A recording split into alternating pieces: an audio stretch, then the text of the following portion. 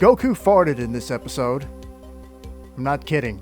Episode 3 of Dragon Ball Daima takes us right back to where we left off from episode 2, with Shin, Goku, and Glorio now headed to the Demon Realm. Here we find out that there's only one way to get there, and it's through a mysterious creature or mechanism called warp. While Glorio's trying to figure out where the closest warp is, Shin decides to ask him again about being sent to Earth to retrieve Goku. Glorio again confirms that it was the king of the third demon world that had sent him for this mission, but he makes note that even though King Goma is quite dangerous and has great magical power, because Goku was able to defeat Majin Buu, he should be able to take down King Goma. That's interesting to me because that immediately puts King Goma below Majin Buu as a threat. They finally arrive at the warp, and Shin decides to telepathically communicate the locations to Kibito. It's here that classic Goku shenanigans kick in, and Goku can't help but point out that warp looks like a gigantic goldfish, which offends the warp and puts them all at risk of not being allowed to go to the Demon Realm. On top of the fact that Goku not having pointed ears could serve as a problem for them, but luckily Shin is able to very briefly magically turn Goku's ears pointy long enough for the warp to give them the okay to go through.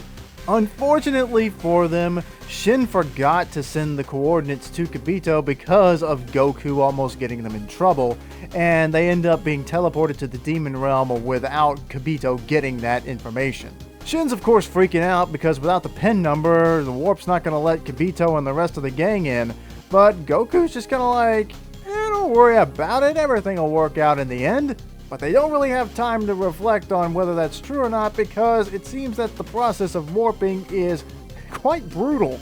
In fact, once it's over, it seems Goku's just about to barf all over the place. We're then shown the gateways to each of the 3 sections of the Demon Realm, with Shin wanting to go to the first world, which is where Goma is right away. However, it seems the gateway to the first Demon Realm is actually only accessible to members of the palace of that world. So very few people can actually use the first gate. So Shin decides to ask if they could go to the second gate maybe, but Glorio says he only got clearance to enter through the third gate. Which means it's going to take a long time for them to actually get to Goma, which I'm sure is just an excuse for them to actually have Goku and Shin and the rest of the gang, once they get there, explore the demon world as much as possible. But before they can explore this new area, they've got to go through one more warp fish to take them from this crossroads dimension into the third demon world. And it's here that we're shown how you exit a warp fish. You enter a warp through its mouth. So where do you think you would exit a warp? You exit the warp exactly where you would expect Toriyama would have you exit a warp.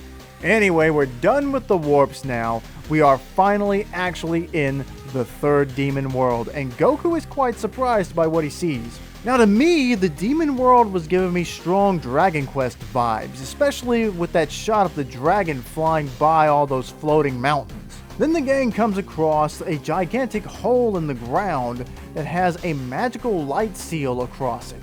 This hole originally allowed for free travel between the 3 different demon worlds between anyone who wanted to go there, but with the light seal there, now no one can pass through. And because travel between the 3 worlds is impossible, this is what they need the warps for. But Glorio points out that only people from the first demon world and a select few people from the second are allowed to use warp. Shin quickly counters that though by pointing out that by all accounts Glorio appears to be a resident of the third demon world, so somehow he's able to use warp when he shouldn't be able to. Glorio's answer to this is that he does work in the first demon world, and he says that in a pretty sinister way. And when Shin asks him what kind of work he does, he just says this and that.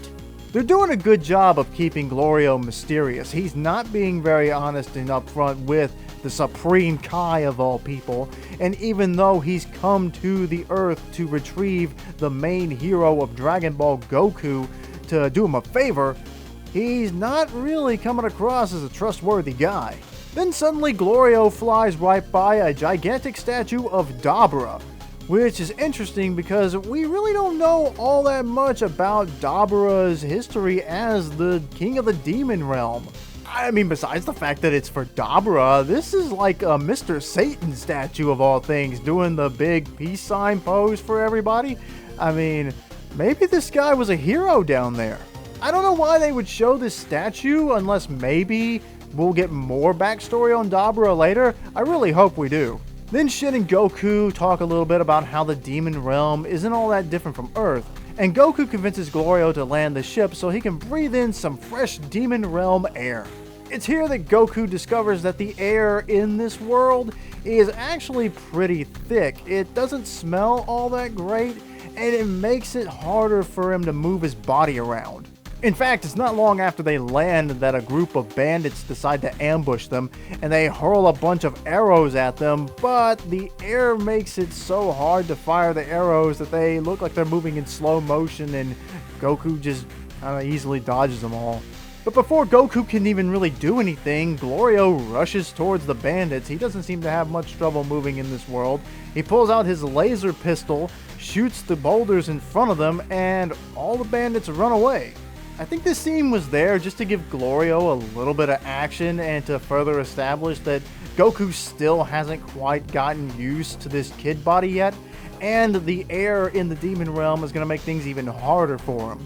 Then everybody gets back in the ship and they continue their journey, with Glorio telling them that they're going to spend the night in a town first and then continue on to meet King Kaiden the next morning. And they fly by a bunch of floating volcanoes, and Glorio explains that the reason why the air is so thick there is because of the gas that comes out of the volcano, and the gas happens to stink, to which Goku responds by saying that he could probably fart and no one would even notice in that realm. I told you it wasn't a joke. Then Glorio's asked why he's flying the plane so slow, and he explains that it's because of the air, that if he flies too fast, it will actually tear up the ship. But then a volcano erupts and it takes everybody by surprise, and Glorio points out that now the gas smell is worse. Then suddenly Goku blushes a little bit, something that I don't recall him ever doing before, and he sort of laughs and said, "Actually, that was me." Look, I'm not the biggest fan of gross out humor, especially childish gross out humor like, okay, the main character farted, that's great. I mean, they don't play a fart sound effect, there's not like a gas cloud over them. This was about the most tasteful fart joke you could muster, and so I'm willing to give it a pass. It was decently funny. So they finally arrive in this town, and it's pretty shady looking. They go right to a hotel, and Glorio asks for 2 rooms. The lobby attendant tells them that it'll be 30,000 dokuro, which I'm guessing is just their currency, for each room, and Glorio pretty much tells him that that's highway robbery. The lobby guy tells Glorio to take it or leave it, which prompts Glorio to grab him by the ascot and pull him close to the bars that are separating them, and at first the lobby guy's not all that intimidated by him, pointing out that this is the only hotel anywhere near here, so he really doesn't have much choice. But Glorio doesn't back down, instead telling the guy to watch himself. This seems to rattle the lobby guy, and he asks Glorio what the deal is, and Glorio just flashes his pistol. Now lobby guy is kind of freaking out, and so he instantly offers them a big discount to stay in the rooms. I like this scene because it is kind of funny to see the lobby attendant here sweating a little bit, because he was clearly trying to screw the guys out of money. But it also allows us to see more of Glorio being this sort of dark, edgier character, one who's not afraid to threaten people to get what he wants. But the thing is, this scene is completely realistic. There's no energy beams or magic spells being cast here. This is one guy, a corrupt business runner, trying to screw people out of money for hotel rooms, and a guy with a gun who's not afraid to threaten somebody with it if he thinks they're trying to pull a fast one on him. With the room situation taken care of, we get more classic Goku. He's hungry now. Glorio asks the lobby guy where they can find some food, and he tells him that there's a bar across the street that might have hamburgers. The gang goes to the bar, and Goku tells him that he did eat earlier, so he's had some food, but he thinks 5 hamburgers should be enough to settle him for the night. There's a funny moment while Goku's eating, and he asks Glorio what kind of meat they use for the burger, and Glorio's just like, "Don't ask." What makes this better is that they never do tell us what the hamburgers are made of. It's literally like a you don't want to know situation. And Goku just goes right on eating them. He's not concerned at all. It's just apparently really good. Then trouble starts brewing when several other people in the bar at the moment notice that Goku doesn't have pointed ears and instantly realize he's not from the demon world. Glorio just tells him to shut up and get lost, but that just brings more of them over. I'm not sure if all these guys are bandits or not, but they keep taunting Glorio until one of them actually gets mad enough to slam his fist down on the table. Glorio immediately throws his drink in the first guy's face, pulls his arm back behind him, instantly just takes care of him, and then easily defeats the second guy who comes at him. And while poor Goku's just trying to finish his hamburgers, one of the other random occupants of the bar decides to charge at him. However, even though more of the people in the bar start trying to attack him and he's still having a little bit of trouble moving, he's starting to get the hang of it. So Goku decides to use this little brawl as an opportunity to learn more about how his body can move with all of this gassy air, and it's pretty fun to watch. This whole bar fight scene, just like with the earlier scene in the hotel, is very realistic. I know for what you would expect Dragon Ball to be, yes, using the term realistic is kind of silly, but it applies here. There's no ki blasts here, there's no flying. It's just Glorio proving that he can indeed hold his own in a fight against multiple opponents, and Goku finally being able to show off his mastery of the martial arts as well. We haven't seen Dragon Ball focus on true hand-to-hand combat in quite a while. Again, we're getting a lot of that love for the OG series here. A lot of love for back when Goku couldn't do the Kamehameha or fly on his own without the Nimbus. I'm sure at some point we'll get a beam struggle. At some point Goku is definitely going to go Super Saiyan. But it's nice that as of right now, they're not doing that.